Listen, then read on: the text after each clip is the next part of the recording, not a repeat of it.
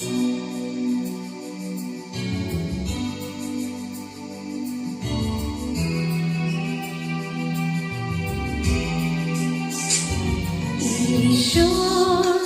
মানুষকে ভালোবেসে নিজ পুত্রকে পাঠিয়েছিলেন, আমরা তাকে ক্রুশে দিয়েছি, আমরা তাকে ক্রুশে দিয়েছি। হায় হায় কি যে ভুল করেছি, মোরা নিজে পাপে নিজে মরেছি। হায় হায় কি যে ভুল করেছি, মোরা নিজে পাপে নিজে মরেছি। আমরা তাকে ক্রুশে দিয়েছি, আমরা তাকে ক্রুশে দিয়েছি।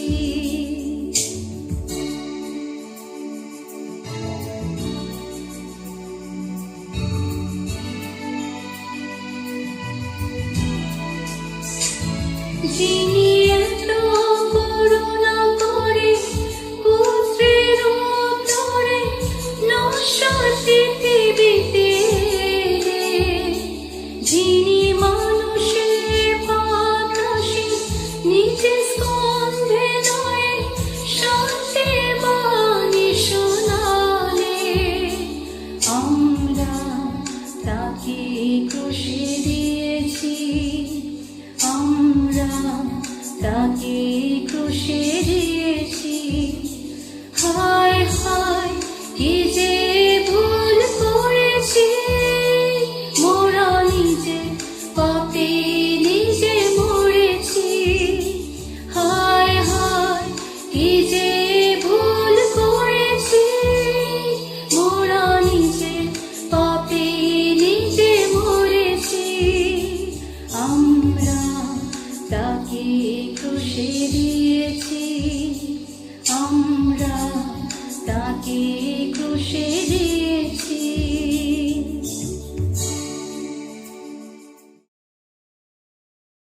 নমস্কার বন্ধুরা, আশা করি আপনারা সকলেই ভালো আছেন। আপনাদের জানাই পবিত্র বিশ্রাম দিনের আন্তরিক প্রীতি এবং শুভেচ্ছা। মঙ্গলময় ঈশ্বরকে ধন্যবাদ দিই যে তিনি আমাদের সকলকে অতি সুন্দরভাবে সম্পূর্ণ সপ্তাহটি রক্ষা করে আবার তার সামনে এসে বসবার একটি সুযোগ দিয়েছেন। আসুন প্রভুর বাক্যে যাওয়ার আগে আমরা তার সামনে নত হই, প্রার্থনাতে চাই। প্রেমময় পিতা ঈশ্বর, আমরা তোমাকে ধন্যবাদ দিই যে আজকের এই পবিত্র দিনটিতে তুমি আমাদের সকলকে তোমার চরণতলে একত্রিত হবার সুযোগ দিয়েছ। প্রার্থনা করি প্রভু যে তুমি আমাদের মধ্যে উপস্থিত হও, যেন আমরা প্রভু গো তোমার বাক্যে পরিপুষ্ট হতে পারি এবং এই বাক্যকে যেন আমাদের জীবনের প্রতিটি ক্ষণে আমরা ব্যবহার করতে পারি। তোমার গৌরব যেন আমাদের জীবন দেওয়া হয়, প্রভু যিশুর নামে চাই, আমেন। গতকাল এবং আগামীকাল এই দুটো দিন প্রভুতে যে ভাই বোনেরা আছেন তাদের কাছে একটা বিশেষ দিন। তার কারণ হচ্ছে গতকাল ছিল গুড ফ্রাইডে অর্থাৎ পূর্ণ শুক্রবার, এবং আগামীকাল হচ্ছে ইস্টার অর্থাৎ প্রভু যীশু খ্রিস্টের পুনরুত্থান দিনকে স্মরণ করার দিন। মণ্ডলীরা খুব ধুমধাম সহকারে উত্তেজনার সঙ্গে এই দুটো দিন পালন করেন। আগামী দিনে অনেক জায়গাতে হয়তো শোভাযাত্রা বার হবে, লোকেরা প্রভু যিশুর উদ্দেশ্যে গান গাইবেন, তার মহিমা কীর্তন করবেন, বিভিন্ন বিভিন্ন মণ্ডলীতে প্রার্থনা হবে। খুব আনন্দের কথা। এই দুটো দিনের মধ্যে দিয়ে মানুষ প্রভু যীশু খ্রিস্টের ক্রুশারোহণ এবং তার পুনরুত্থানকে স্মরণ করেন। আমার মনে আছে একবার আমার এক বন্ধু আমাকে প্রশ্ন করেছিলেন, গুড ফ্রাইডে গুড কেন? ওই দিন তো প্রভু যীশু খ্রিস্টকে নির্মম ভাবে হত্যা করা হয়েছিল, তাহলে এটি গুড কেন? খুব সঙ্গত প্রশ্ন, তাই না? তার কারণ হচ্ছে যে মানুষের মৃত্যুকে আমরা কিছুতেই আনন্দের সঙ্গে উপভোগ করি না, অথচ সেই দিনটাকে ভালো, ধন্য, পবিত্র বলা হচ্ছে। আমরা সকলেই জানি এই দিনটিতে প্রভু যীশু খ্রিস্টকে ক্রুশে দেওয়া হয়েছিল তার নিজের কোনো অপরাধের জন্য নয়, কিন্তু তিনি আমাদের সকলের পাপের ভার বহন করে যে শাস্তি আমাদের প্রাপ্য ছিল সেই শাস্তিকে তিনি নিজের উপরে নিয়েছিলেন এবং তিনি ক্রুশে তার জীবন দিয়েছিলেন। কিন্তু সব থেকে আনন্দের বিষয় এটাই যে মৃত্যুই শেষ কথা নয়। রবিবার দিন সকালবেলায় প্রভু যীশু খ্রিস্টের শিষ্যরা তারা কবরে গেছিলেন। তাদের হাতে কিছু তেল জাতীয় জিনিস ছিল, যেটা প্রথা অনুযায়ী মৃত্যুর পরে মৃতদেহেতে লেপন করা হয়। শুক্রবারে প্রভু যীশু খ্রিস্টকে কবরস্থ করা হয়েছিল, সুতরাং শনিবারে এই কাজটা করা উচিত ছিল। শনিবার যেহেতু বিশ্রাম দিন, তাই প্রভু যীশু খ্রিস্টের শিষ্যরা সেই লেপনের কাজটা রবিবারের সকালে করবার জন্য তারা কবরে গিয়েছিলেন, এবং কবরে যাওয়ার পরে অত্যন্ত আশ্চর্য সহকারে তারা লক্ষ্য করেছিলেন যে কবরে প্রভু যীশু খ্রিস্টের মৃতদেহ আর নেই। তিনি জীবিত হয়েছেন, তিনি পুনরুত্থিত হয়েছেন। প্রভু যীশু খ্রিস্টের শিষ্যদের কাছে এটা একটি আশ্চর্যের বিষয় ছিল, কারণ তারা খুব সম্ভবত আশা করেননি যে তারা গিয়ে সেই কবরকে খালি দেখবেন, কিন্তু তবুও ঘটনাটা ঘটেছিল। তাহলে 3টে দিন, শুক্রবারে প্রভু যীশু খ্রিস্টকে ক্রুশে দিয়ে দেওয়া হয়েছিল এবং তারপর সন্ধ্যেবেলা তার মৃতদেহকে নামিয়ে এনে কবরে দেওয়া হয়েছিল। শনিবার দিন সম্বন্ধে আমরা বিশেষ কিছু করি না, তবে অনুমান করতে পারি যে ওই দিনটিতে নিঃসন্দেহে প্রভু যীশু খ্রিস্টের শিষ্যরা হয়তো হতাশ হয়েছিলেন, কারণ তারা অনেক আশা নিয়ে প্রভু যীশু খ্রিস্টের সঙ্গে গেছিলেন যে তিনি হয়তো তাদের মুক্তি দেবেন রোমীয় সাম্রাজ্যের হাত থেকে। কিছুই ঘটল না। তাই রবিবার সকালে অর্থাৎ তৃতীয় দিনে তারা তাদের প্রথা পালন করতে গেলেন। প্রথমে বলেছি 3টে দিন। আমরা শুক্রবার সম্বন্ধে অনেক আলোচনা শুনি, অনেক প্রচার শুনি। রবিবার সম্বন্ধে অনেক আলোচনা শুনি, অনেক প্রচার শুনি, কিন্তু মধ্যে একটা দিন, বিশ্রাম দিনটা, শনিবার দিন, যেটা বাইবেলের মূল ভাষাতে সাব্বাত দিন বলা হয়, সেই দিনটা সম্বন্ধে কিন্তু আমরা বিশেষ কিছু শুনি না। একটু আপনাদের মাথায় আমি একটা চিন্তা ঢুকিয়ে দিতে চাই আজকে, এবং সেটি হচ্ছে যে প্রভু যীশু খ্রিস্ট কেন বুধবারে মারা গেলেন না? কেন বৃহস্পতিবারে মারা গেলেন না? কেন শনিবারে মারা গেলেন না? কিন্তু শুক্রবারেই মারা গেলেন, শনিবারে তিনি কবরে থাকলেন, এবং রোববারে তিনি আবার তার কাজ আরম্ভ করলেন।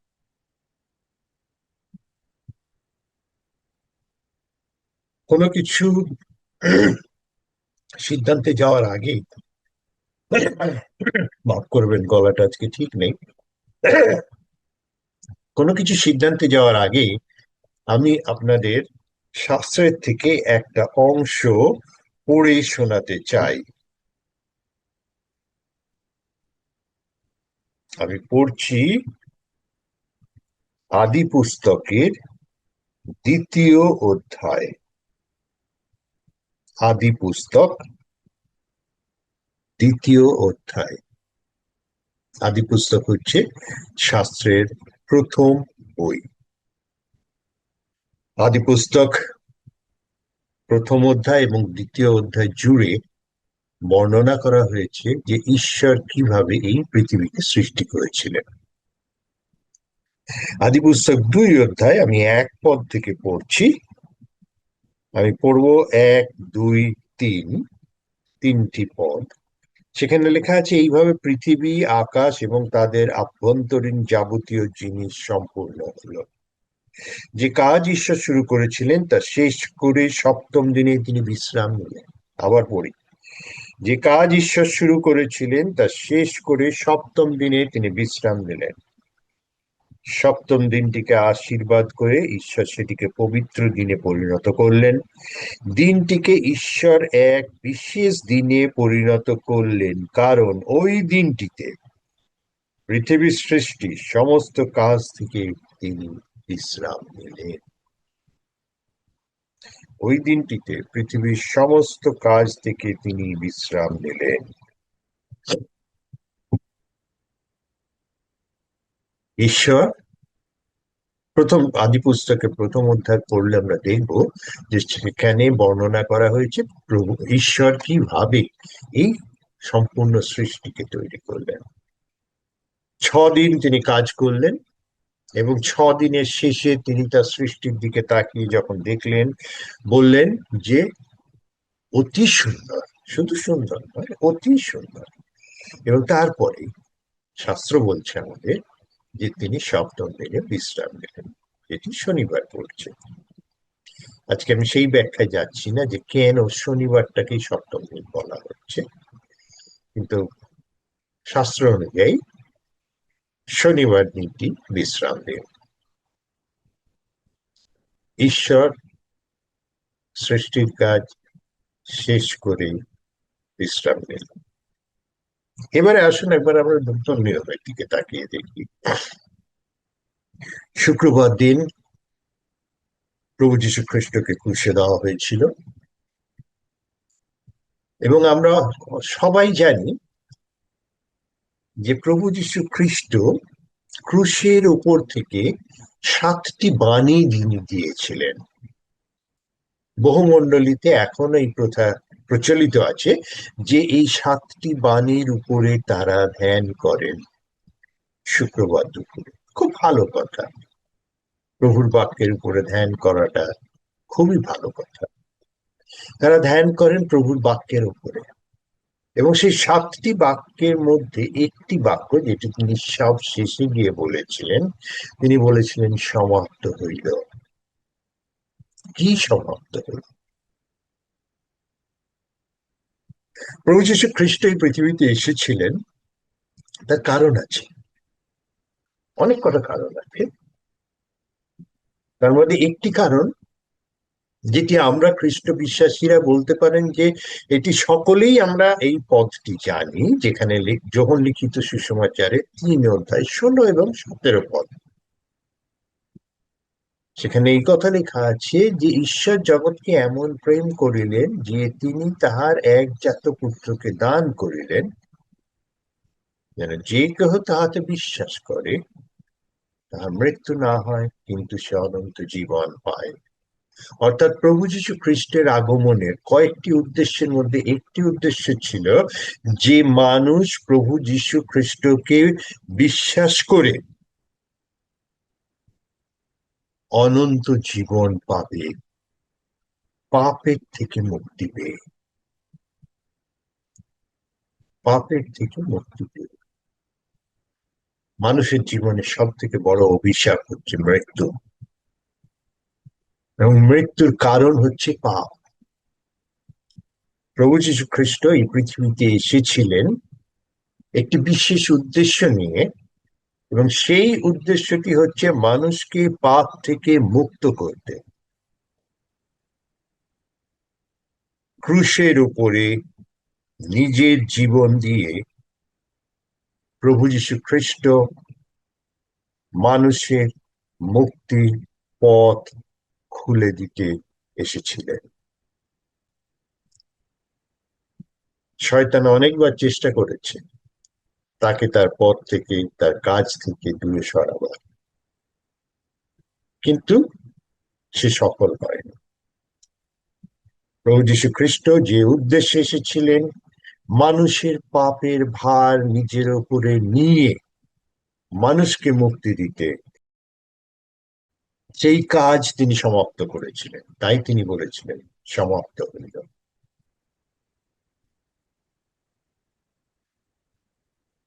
লক্ষ্য করুন, আদি পুস্তকেও ঈশ্বর সৃষ্টি করেছিলেন সমস্ত কিছু, শেষ হওয়ার পরই তিনি বিশ্রাম দিনে বিশ্রাম নিলেন। প্রভু যীশু খ্রিস্ট যে উদ্দেশ্যে এসেছিলেন, মানুষের মুক্তির উদ্দেশ্যে, সেই উদ্দেশ্যকে সাধন করার পরে তিনি শনিবার দিন অর্থাৎ বিশ্রাম দিনে বিশ্রাম নিলেন। তার কাজ শেষ করে তিনি বিশ্রাম নিলেন।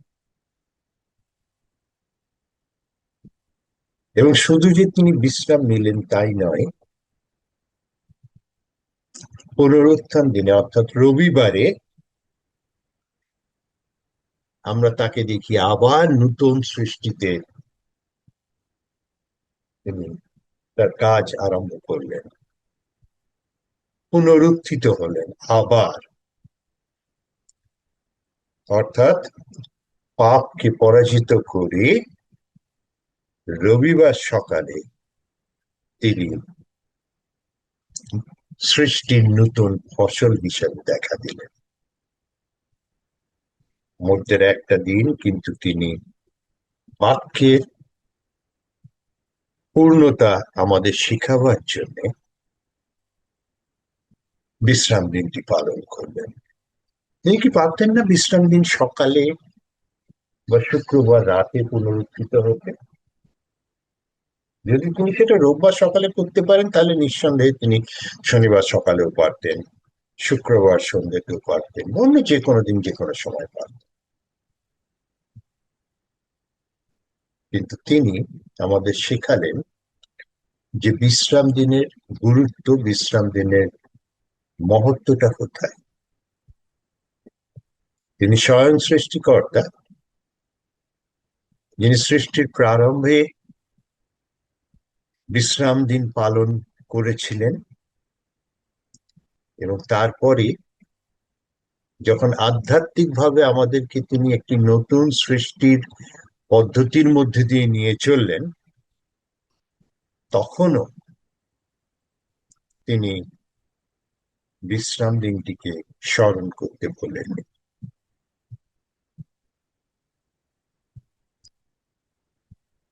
এবং তাই এই বিশ্রাম দিনটিও বিশেষ গুরুত্বপূর্ণ আমাদের কাছে। মনে রাখতে হবে যে এই বিশ্রাম দিনের পরে আবার নূতন সৃষ্টি কাজ আরম্ভ হয়েছিল। প্রভু যীশু খ্রিস্ট পুনরুত্থিত হয়েছিলেন, মৃত্যুর উপরে জয়লাভ করেছিলেন, শয়তান পরাজিত হয়েছিল।